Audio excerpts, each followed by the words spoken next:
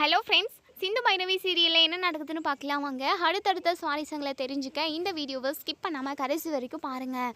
எப்போவுமே வாய்க்கு வார்த்தைக்கு வார்த்தை நம்ம பைரவி வந்து இந்த வீட்டை விட்டு போயிடுவேன், ஆறுமுகத்துக்கிட்ட இருந்து நிரந்தரமான டிவோர்ஸ் வாங்கிக்கிட்டு போயிடுவேன் அப்படின்னு சொல்லிக்கிட்டே இருந்துருப்பாங்க. ஆனால் அதுக்கான ஸ்டெப் எதுவுமே எடுக்கவே இல்லை. ஸோ இப்போது யாருக்குமே தெரியாமல் போயிட்டு அதாவது கோர்ட்டில் மியூச்சுவலாக டிவோர்ஸ்க்கு அப்ளை பண்ணிட்டு வந்துட்டாங்க. ஸோ இந்த விஷயத்தை எங்கள் அன்னபூர்ணிக்கிட்ட சொல்லுவோம். அன்னபூர்ணி பயங்கரமாக ஷாக் ஆகுறாங்க. இங்கே பாருமா பைரவி, நீ நினச்சிருக்கலாம் அதாவது எப்படியும் அத்தை இதுக்கு சம்மதிப்பாங்கன்னு சொல்லிட்டு. ஆனால் உனக்காக நான் இந்த விஷயத்தில் சம்மதித்தேன் அப்படின்னாலுமே என் மனசுக்குள்ளே ஃபுல்லாகவே நீ ஆறுமுகத்துக்கு ஒன்று சேர்ந்து வாழணும்னு சொல்லிட்டு தான் என் மனசுக்கு தோணுது. தயவு செஞ்சு நீ ஆறுமுகத்தை விட்டு போயிடாதம்மா, உன்னை கையெடுத்து கும்பிட்றேன் அப்படின்னு சொல்லிட்டு. நீங்கள் பாருங்கள் அத்தை, தயவு செஞ்சு நீங்கள் இப்படி என்னை தடுக்காதீங்க. மியூச்சுவலாக நான் டிவோர்ஸ்க்கு அப்ளை பண்ணியிருக்கேன்.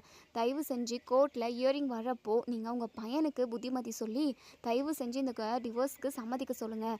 அவர் வந்து சம்மதிச்சிட்டாரு அப்படின்னா மூணே இயரிங்கில் கண்டிப்பாக டிவோர்ஸ் கிடச்சிரும். தயவு செஞ்சு நீங்கள் யாருமே எனக்கு எதிராக திரும்பிடாதீங்க. ப்ளீஸ் அத்தை, உங்களை நம்பி தான் நான் நியூச்சுரலாக டிவோர்ஸ்க்கு அப்ளை பண்ணியிருக்கேன் அப்படின்னு சொல்லிட்டு போயிடுறாங்க. இங்கே நம்ம அன்னபூர்ணி பயங்கரமாக உட்காந்து அழுதுகிட்டு இருக்காங்க. இதெல்லாம் பார்த்துக்கிட்டு இருந்த ஆறுமுகம் இருந்துட்டு இதை தாங்கிக்கவே முடியல. கண்டிப்பாக பைரவியோட மனசை மாற்றிக்கவே மாட்டா. இதுக்கப்புறமும் நம்ம அவளை வந்து ஃபோர்ஸ் பண்ணவே கூடாது. அது மட்டும் இல்லாமல் அம்மா எப்படியுமே நம்ம கூட கடைசி வரைக்கும் பேசவே மாட்டாங்க. நம்ம கரும்பு காட்டை அழிச்சதுனால இப்போ வரைக்குமே அவங்க ரொம்ப ரொம்ப கோவமாக இருக்காங்க.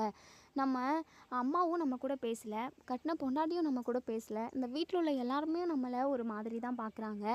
நம்ம எதுக்காக உயிரோடு இருக்கணும் அப்படின்னு சொல்லிட்டு நம்ம ஆறுமுகம் வந்து ரொம்பவே மனசொடிஞ்சு போய் ஒரு விபரீதமான முடிவு எடுக்கிறாங்கன்னு கூட சொல்லலாம். ஸோ எப்போவுமே மனசு ரொம்ப கஷ்டமாக இருந்தது அப்படின்னா ட்ரிங்க்ஸ் தான் பண்ணுவாங்க. ஸோ அதையுமே பண்ணி பார்த்துட்டாங்க. அவங்களுக்கு அந்த மனவேதனை போகவே இல்லை. ஸோ எவ்வளோ பெரிய பிரச்சனையாக இருந்திருந்தாலும் கண்டிப்பாக நம்ம ஆறுமுகம் வந்து சமாளிச்சிருப்பாங்க. ஆனால் பைரவி தன்னை விட்டுட்டு போகிற விஷயம், நிரந்தரமாக பிரிஞ்சு போகிற விஷயம் அவங்களால ஏற்றுக்கவே முடியல. ஸோ இதுக்கப்புறம் நம்ம உயிரோடவே இருக்கக்கூடாதுன்னு சொல்லிட்டு தெளிவாக உறுதியாக முடிவெடுத்துட்டாங்க.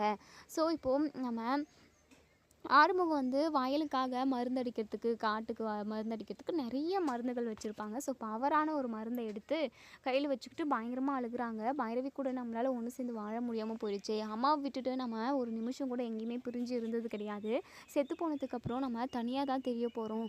அதை நினச்சா தான் ரொம்ப கஷ்டமாக இருக்குது. இருந்தாலும் நம்ம பைரவி பிரிஞ்சு இந்த உலகத்தில் ரொம்ப கஷ்டப்பட்டுக்கிட்டு வாழ்கிறத விட நம்ம செத்து போகிறதே மேல் தான். பைரவி, நீ கடைசி வரைக்கும் எனக்கு கிடைக்காம போயிட்டே. என்ன ஒன்று, என் அம்மாவுக்கு தான் இது மிகப்பெரிய வேதனையாக இருக்கும். இருந்தாலும் என்னால் நீ இல்லைன்றத, எனக்கு என் வாழ்க்கையில் இல்லைன்றத நான் தெரிஞ்சுக்கிட்டோம். உன் நினப்பில் என்னால் கண்டிப்பாக வாழ்ந்துக்கிட்டதெல்லாம் இருக்க முடியாது. ஏன்னா உன் கூட இருந்தால் மட்டும்தான் எனக்கு சந்தோஷம், நிம்மதி எல்லாமே. அப்படி இருக்கிறப்போ நீ என்னை பிரிஞ்சு போயிட்டு, அது மட்டும் இல்லாமல் அந்த சஞ்சய் ஏதாவது ஒரு சதி வேலை செஞ்சு உன்னை கல்யாணம் பண்ணிக்கிட்டான் அப்படின்னா அதெல்லாம் பார்த்துக்கிட்டு என்னால் சத்தியமாக இருக்கவே முடியாது பைரவி.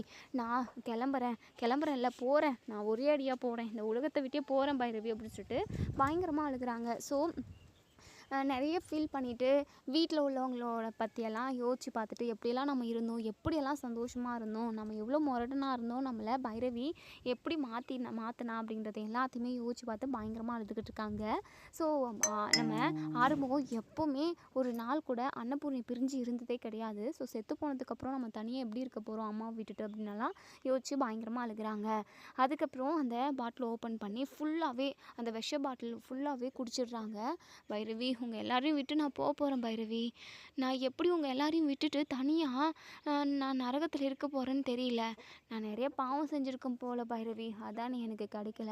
அதுக்கு தண்டனையாக கண்டிப்பாக எனக்கு அந்த கடவுளில் வந்து என்னை நரகத்தை தான் அனுப்புவார். அதாவது இங்கே உன்னை பிரிஞ்சு வாழ்கிறத விட இந்த நரகமே எனக்கு பெட்டர்னு தான் தோணுது அப்படின்னு சொல்லிட்டு இங்கே நம்ம ஆறுமுகம் வந்து நினச்சிக்கிட்டு இருக்காங்க. ஸோ கொஞ்ச நேரத்துலேயே அவங்களுக்கு மூக்கில் வாயில் எல்லாமே பிளட் வந்துடுது. ஸோ அவங்க ரூம்லேயே அப்படியே மயக்கம் வந்து படுத்துடுறாங்க. இப்போது இங்கே நம்ம அன்னபூர்ணியுமே நம்ம ஆறுமுகத்து கூட பேசுறது கிடையாது. ஏன்னா கரும்பு காட்டை என்றைக்கு மாட்டுகளெல்லாம் விட்டு அடித்தாங்களோ அப்போத்துலேருந்து அவங்களுக்கு ஆறுமுகத்துக்கு மேலே பயங்கர கோபம், முகத்துலேயும் முழிக்கக்கூடாது அப்படின்னு சொல்லிட்டு சொல்லியிருப்பாங்க. ஸோ அதனால் பேசுறது கிடையாது. இப்போ பைரவி ரொம்ப ரொம்ப சந்தோஷமாக இருக்காங்க. ஏன் அப்படின்னா மியூச்சுவலாக நம்ம டிவோர்ஸ்க்கு அப்ளை பண்ணியிருக்கோம். கண்டிப்பாக அன்னபூர்ணியத்தை ஆறுமுகத்துக்கிட்ட பேசி எப்படியாவது டிவோர்ஸ் வாங்கி கொடுத்துருவாங்க. நம்ம அதுக்கப்புறம் நம்ம நினச்ச மாதிரி நம்ம லட்சியப்படி நம்ம பெங்களூர் போய் அது சென்னை போயிட்டு சந்தோஷமாக ஜாலியாக நம்ம அதாவது ஒர்க்கை முடிச்சுட்டு அதுக்கப்புறம் நம்ம நினச்ச வேலையை செஞ்சு லட்சமாக பணம் சம்பாதிச்சு இன்னும் நம்ம நல்லா உழைச்சி நல்ல பெரிய இடத்துக்கு வரணும் அப்படின்னு சொல்லிட்டு பயங்கர கனவுகளோடு இருக்காங்க. இங்கே நம்ம ஆறுமுகம் உயிருக்கு போராடிக்கிட்டு இருக்காங்க. ஒவ்வொரு நிமிஷமும் மரணத்தை நோக்கி போய்கிட்டு இருக்காங்க தான் சொல்லணும். ஏன்னா அவ்வளோ கிரிட்டிக்கலாக டேஞ்சராக ஆகிக்கிட்டு போகிறாங்க. ஏன்னா டைம் ஆகிக்கிட்டே போகுது இல்லையா, அவங்க கொஞ்சமாக கூட பிடிக்க கிடையாது, ஒட்டுமொத்த பாட்டிலையுமே ஃபுல்லாக ஒரு சொட்டு கூட விடாமல் எல்லாத்தையும் குடிச்சிட்டாரு. ஸோ ரொம்ப கிரிட்டிக்கலான கண்டிஷனில் தான் இருக்காங்க. ஸோ யாருமே இங்கே நம்ம ஆறுமுகத்தை பார்க்கவே இல்லை. இப்போது நார்மலாக நம்ம அதாவது அன்னபூர்ணியோட வீட்டில் ஒரு அதாவது சமையல்கார அம்மா இருப்பாங்க. ஸோ அவங்க வந்து எல்லாருக்குமே டீ காஃபி ஈவினிங் 3 o'clock ஆச்சு அப்படின்னா எல்லாருக்குமே யாருக்கு டீ வேணுமோ யாருக்கு காஃபி வேணுமோ அவங்களுக்கு எல்லாருக்குமே போட்டு கொண்டு போவாங்க. ஸோ அதே மாதிரி தான் எல்லாருக்குமே ஹாலில் வந்து இங்கே நம்ம அன்னபூர்ணி, சிவா இவங்க எல்லாருமே இருப்பாங்க. ஸோ அவங்களுக்கெல்லாம் கொடுத்துட்டு பைரவியோட ரூமுக்கு போயிட்டு பைரவிக்கு கொடுத்துட்டு இப்போ ஆறுமுகத்தோட ரூமுக்கு வராங்க. ஸோ ஆறுமுகத்தோட ரூமுக்கு வந்தால் நம்ம ஆறுமுகம் படுத்துக்கிட்டு இருக்காங்க. ஸோ எழுப்பி கொடுக்கலாம், சூடு ஆறிடும், சூடாக குடிக்கட்டும்னு சொல்லிட்டு எழுப்புறதுக்காக கிட்ட போகிறாங்க. அப்போ தான் அவங்க மூக்கில் வாயிலெல்லாம் பிளட் இருக்கிறத பார்த்துட்டு அப்படி கதறிடுறாங்க. அப்படி பயங்கர சத்தமாக கத்துறாங்க. ஐயோ முதலாளி ஐயா அப்படின்னு சொல்லிட்டு பயங்கர சத்தமாக கத்தவும் என்னமோ சத்தம் கேட்குதுன்னு சொல்லிட்டு கீழே இருக்க சிவா, நம்ம அன்னபூர்ணி, மகா, அதுக்கப்புறம் இங்கே பைரவிக்குமே கேட்டுக்கும் போல். ஸோ அவங்களுமே ஓடி வராங்க என்னாச்சுன்னு சொல்லிட்டு. நம்ம அன்னபூரணி, என்னம்மா, என்ன செல்வியம்மா, ஏன் இப்படி கதறீங்க அப்படின்னு சொல்லிட்டு, ஐயோ முதலாளி அம்மா இங்கே பாருங்கள் ஆறுமுகம் தம்பி எப்படி இருக்காருன்னு சொல்லிட்டு அப்படின்னு சொல்லிட்டு சொல்லவும் இங்கே நம்ம ஆறுமுகத்தை பார்க்குறாங்க. ஆறுமுகம் வாயிலெல்லாம் நுர வந்து ரத்தமாக இருக்குது. அப்படியே முகமெல்லாம் ஒரு மாதிரி உடம்பெல்லாம் சில்லுன்னு ஆகிட்டுருக்கு. அப்படியே ஐயோ ஆறுமுகம் என்னாச்சு அவனுக்கு அப்படின்னு சொல்லிட்டு இங்கே அன்னபூர்ணி ஒரே ஒரு கற்று தான் பயங்கரமாக கத்துறாங்க. நம்ம சிவாவுக்கு கையும் ஓடல காலும் ஓடல. உடனே இது நாடியெல்லாம் செக் பண்ணி பார்க்குறாங்க. ஸோ நாடியெல்லாம் துடிப்பு இருக்க தான் செய்யுது.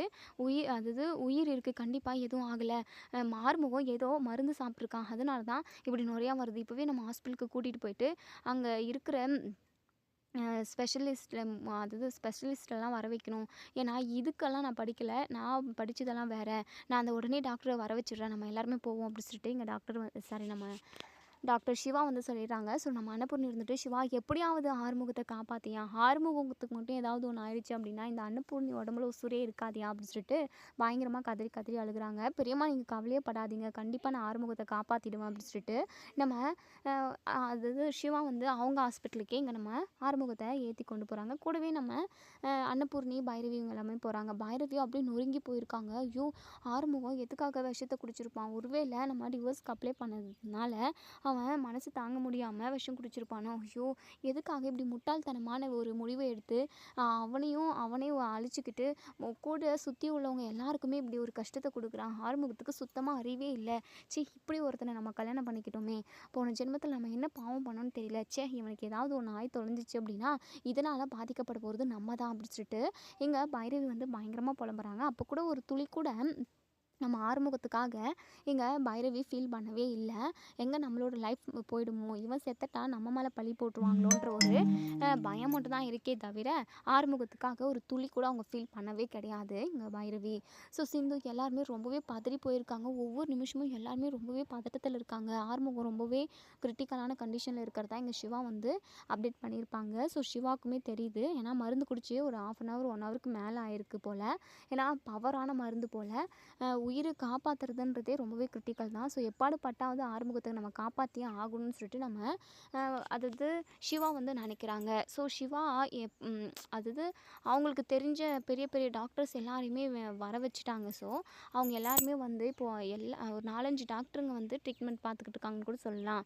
இப்போது சிவா வெளியே வராங்க. ரொம்பவே நொந்து போயிருக்காங்க நம்ம சிவா. எதுக்காக இந்த ஆறுமுகம் இப்படி முட்டாள்தனமான ஒரு முடிவு எடுத்தான்னு தெரியலையே. வாழ்க்கையில் மனுஷங்கன்னா பிரச்சனை எல்லாருக்கும் வரதான் செய்யும். எம்பிட்டு பெரிய பிரச்சனை வந்தாலும் அதை எதிர்த்து போராடணும். செத்து போயிட்டா அதுக்கு முடிவு கிடைச்சிருமா என்ன, அதுக்கு தீர்வுன்றது செத்து போகிறது கிடையாது.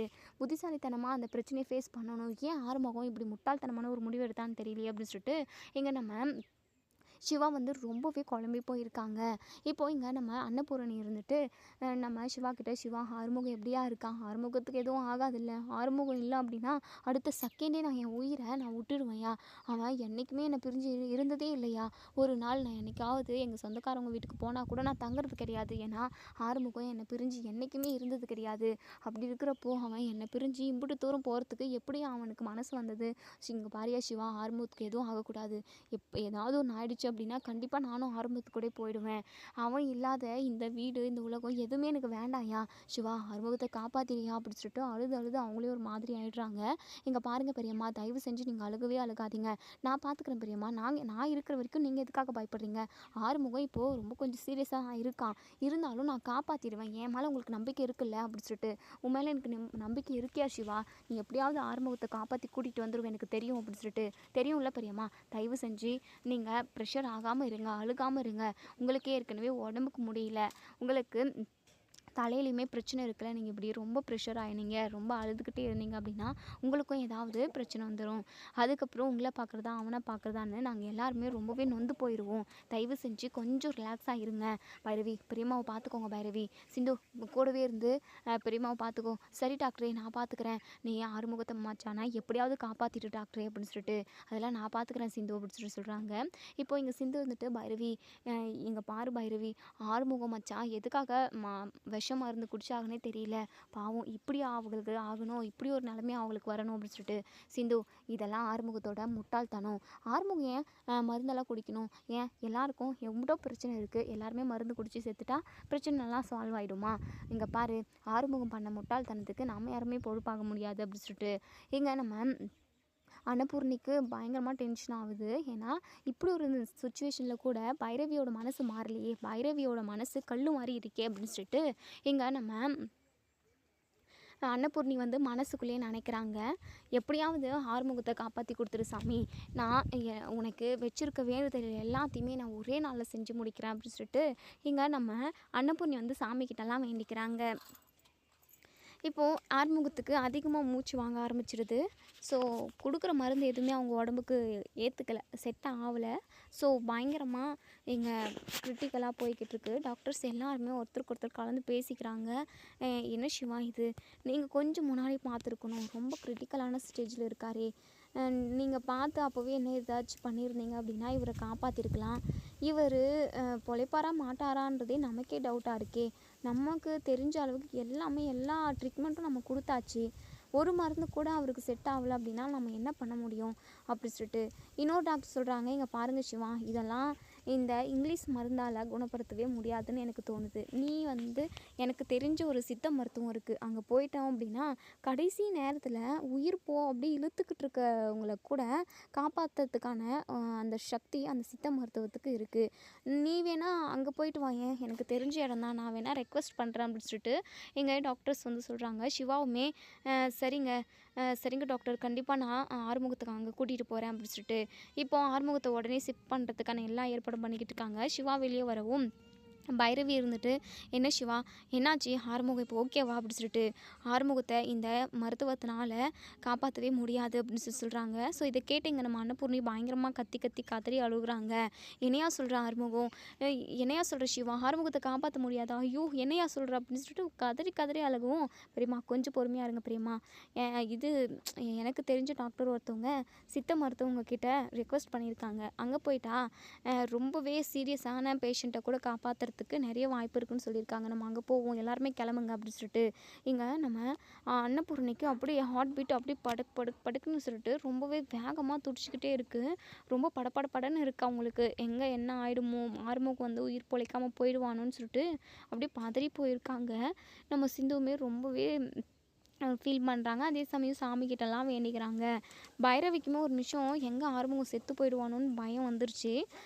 இப்போது இங்கே நம்ம அன்னபூர்ணி பைரவி கிட்ட, "இங்கே பாரு பைரவி, என்னதான் ஆறுமுகத்துக்கு இப்போது சுயநினைவு இல்லாமல் ரொம்ப சீரியஸாக இருந்தாலுமே உன்னுடைய நினப்பு அவன் மனசுக்குள்ள கண்டிப்பாக இருக்கும். உன்னை அவன் உயிருக்கு உயிராக நேசிச்சான் பைரவி. நீ ஒரு வார்த்தை 2 வார்த்தை அவன்கிட்ட நீ பேசின அப்படின்னா அவன் உயிர் பொழிச்சு வரதுக்கு கூட நிறைய வாய்ப்பு இருக்குது பைரவி. நான் உனக்கு கெஞ்சி கேட்குறேன், நீ தயவு செஞ்சு இது ஆறுமுகத்துக்கிட்ட போய் பேசு பைரவி" அப்படின்னு சொல்லிட்டு கெஞ்சுறாங்க. இங்கே பாருங்க அத்தை, நான் பேசினா அது எப்படி அத்தை அவனுக்கு உயிர் வந்துடும்? இவ்வளோ மருந்து ஊசி போட்டு கூட அவனுக்கு எந்த ஒரு கான்ஷியஸுமே வரல. சித்த மருத்துவம்னு ஏதோ கூட்டிகிட்டு போகிறாங்க, அங்கே ட்ரை பண்ணி பார்க்கட்டும். நான் பேசுறதுனாலலாம் அவர் உயிர் பொழைக்க மாட்டார்.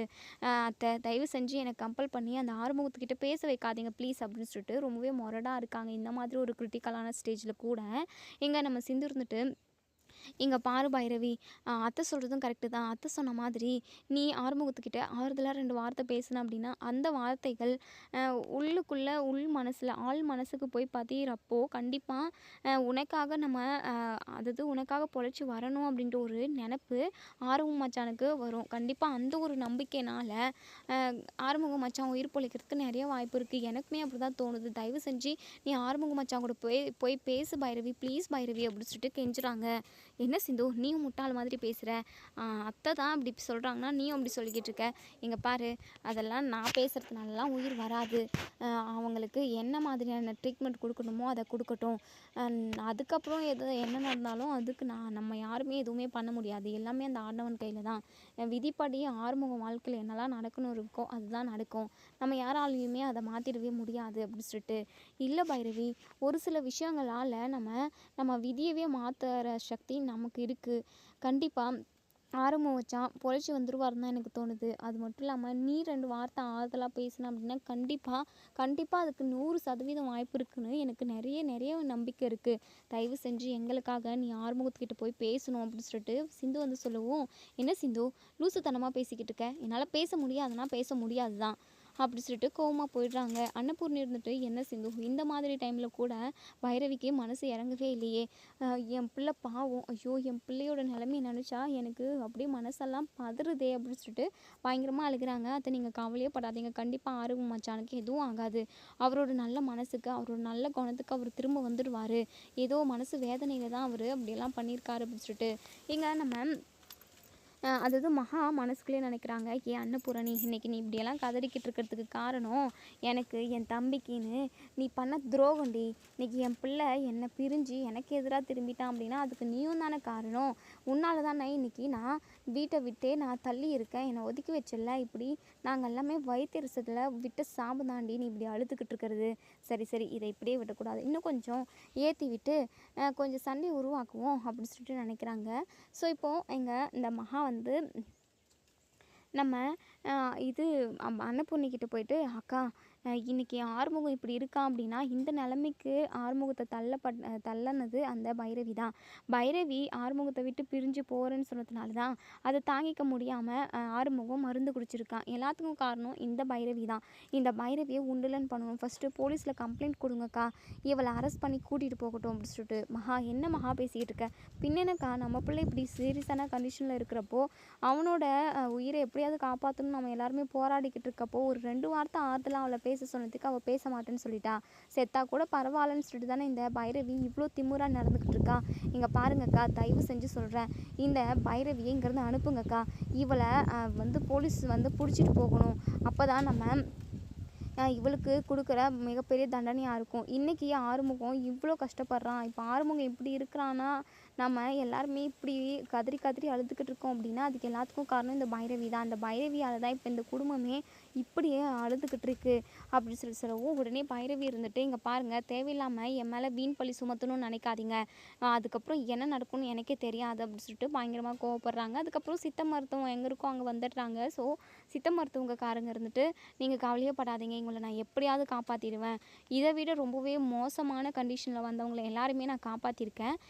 இவருக்கு உயிரெல்லாம் இருக்குது. இவரை நாங்கள் எப்படியும் காப்பாற்றிடுவோம்" அப்படின்னு சொல்லிட்டு சிவா இருந்துட்டு, "அது எவ்வளோ வேணாலும் செலவாகட்டும், எப்படியாவது சிவா இது ஆறுமுகத்தை காப்பாற்றிடுங்க" அப்படின்னு சொல்லிட்டு சிவா அந்த சித்தருங்க கிட்ட சொல்கிறாங்க. சித்தருங்க இருந்துட்டு அதுக்குன்னே ஒரு சில மூலிகை தழை எல்லாமே வச்சுருப்பாங்க. ஸோ மருந்து குடிச்சிட்டா ரொம்ப சீரியஸான கண்டிஷனில் இருந்தால் அதுக்கு என்ன மாதிரியான தழை போடணும், என்ன அளவு போடணும், எப்படியெல்லாம் அது கண்டிஷன் இருக்கோ அது எல்லாத்தையுமே இப்போது ரெடி பண்ணுறாங்க. ஸோ ஆறுமுகத்துக்குமே அது கொடுக்குறாங்க.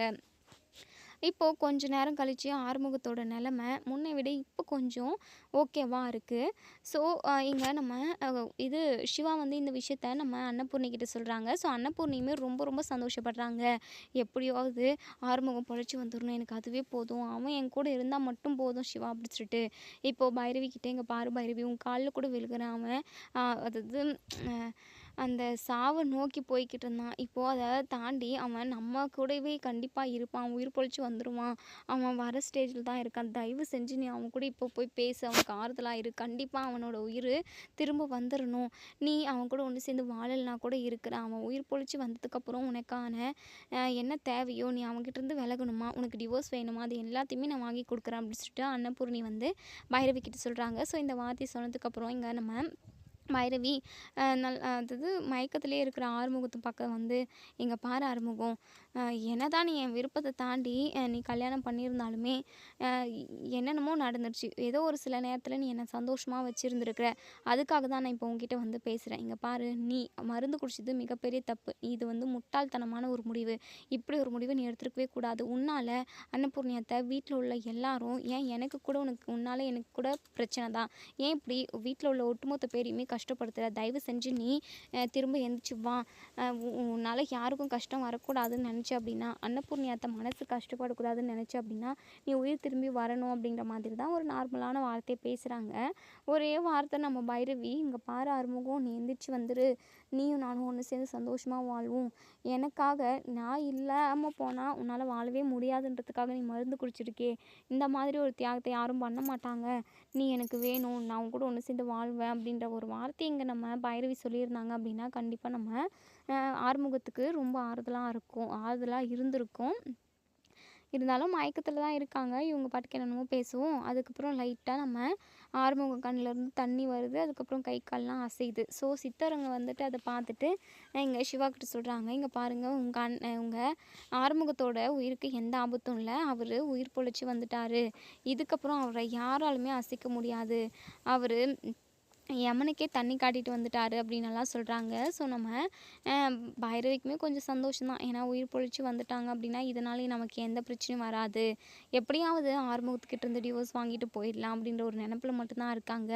நம்ம பைரவிக்கு வந்து ஆறுமுகத்தோட நினப்பு, அதாவது இந்த சஞ்சயோட சுயரூபம் என்னன்னு தெரிய வந்தால் தான் எங்கள் ஆறுமுகத்தோட நல்ல மனசு அவங்களுக்கு புரியவே வரும். ஆறுமுகத்தை பைரவி முன்னாடி கெட்டவன் ஆக்குனது இந்த சஞ்சய் தான் இல்லாத பொல்லாது எல்லாத்தையுமே சொல்லி நம்ம ஆறுமுகத்துக்கும் பைரவிக்கும் நடுவில் சண்டையை மூட்டுனதே.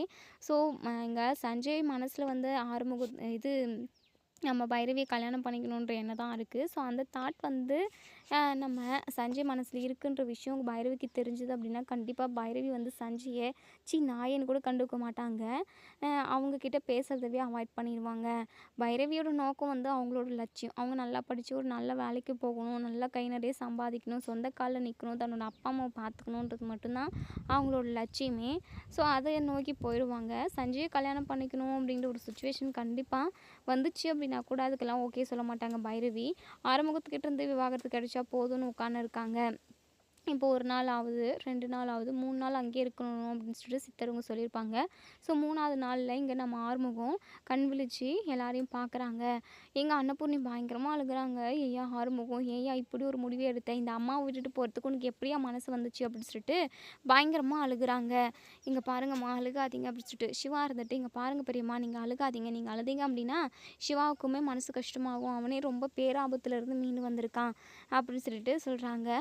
இப்போது இங்கே நம்ம ஆறுமுகம் இருந்துட்டு, பைரவி நீ என்னை விட்டுட்டு போக மாட்டேல்ல பைரவி, என்ன ஆறுமுகம் உனக்கு கொஞ்சம் கூட அப்படின்னு சொல்லிட்டு திட்ட வரவும் அன்னபூர்ணி இருந்துட்டு கையெடுத்து கும்பிட்றாங்க. தயவு செஞ்சு அவன் மனசு கஷ்டப்படுற மாதிரி பேசிடாத, முடிஞ்சால் அவன் கூட ஒன்று சேர்ந்து வாழ்கிறன்னு கூட சொல்லும், அவன் நல்ல மாதிரியே நல்லாகி வந்ததுக்கப்புறமா நீ என்ன முடிவெடுக்கிறியோ அதுக்கு நாங்கள் எல்லாருமே கட்டுப்படுறோன்ற மாதிரி சைகையாக சொல்லியிருப்பாங்க. ஸோ இப்படி ஒரு ஆபத்தான நிலையில் இருக்கிறப்போ நம்மளும் கொஞ்சம் பக்குவமாக பேசுவோம் அப்படின்னு பைரவியே நினைக்கிறாங்க. இங்கே பாரு ஆறுமுகம், நீ இப்படி ஒரு முடிவு எடுத்தது ரொம்ப ரொம்ப தப்பு, வாழ்க்கையில் எல்லாருக்குமே நிறைய பிரச்சனைகள் வரும், அதை ஸ்பேஸ் பண்ணி வாழ்ந்து தான் ஆகணும், சரியா? நீ எதை நினச்சி பயப்படாத, உனக்கு பிடிச்ச மாதிரி எல்லாமே நடக்கும் அப்படின்னு சொல்லிட்டு அப்படியே பட்டும் படாமலும் பேசுகிறாங்க. எங்க பாரு பைரவி, நீ என்னை விட்டுட்டு போக மாட்டல, நீ என் கூடவே தானே இருப்ப அப்படின்னு சொல்லிட்டு அப்படியே பல்ல கொறிக்கிறாங்க எங்கள் பைரவி. ஆமாம் ஆறுமுகம், உன் கூட தான் இருக்குவேன், நான் டிவோர்ஸ்லாம் வாங்க மாட்டேன், நீ எதை நினச்சி கவலைப்படாத அப்படின்னு சொல்கிறாங்க. ஸோ இதை கேட்ட ஆறுமுகத்துக்கு ரொம்ப சந்தோஷமாக இருக்குது. ஆனால் அது அந்த சந்தோஷம் எத்தனை நாளைக்கு நிலைக்கும்லாம் தெரியாது. ஏன்னா என்றைக்கா இருந்தாலும் பைரவி ஆறுமுகத்தை விட்டுட்டு போகிறேன்ற ஒரு ஐடியாவில் தான் இருக்காங்க. ஆனால் நம்ம ஆறுமுகம் ஆசைப்பட்ட மாதிரி நம்ம பைரவி வந்து ஆறுமுகத்தோட மனசை புரிஞ்சுக்கிட்டு ஆறுமுகத்துக்குள்ள ஒன்று சேர்ந்து வாழ்ந்தால் ரொம்ப நல்லாயிருக்கும் அப்படின்னு நினைக்கிறவங்க இந்த வீடியோ கீழே கமெண்ட் பண்ணி தெரிவிங்க. அது மட்டும் இல்லாமல் நம்ம ஆறுமுகம் பேராபத்துலேருந்து தப்பிச்சிட்டாங்க, ஆறுமுகம் உயிர் பொழைச்சது யாருக்கெல்லாம் ரொம்ப ரொம்ப சந்தோஷமாக இருக்கோ அவங்க எல்லாருமே ஒரு ரெட் கலர் ஆட்டை ஆறுமுகத்துக்காக தட்டி விட்டு போங்க. மறக்காமல் சேனலை சப்ஸ்கிரைப் பண்ணிக்கோங்க, பெல் ஐக்கானையும் கிளிக் பண்ணிக்கோங்க. தேங்க்யூ.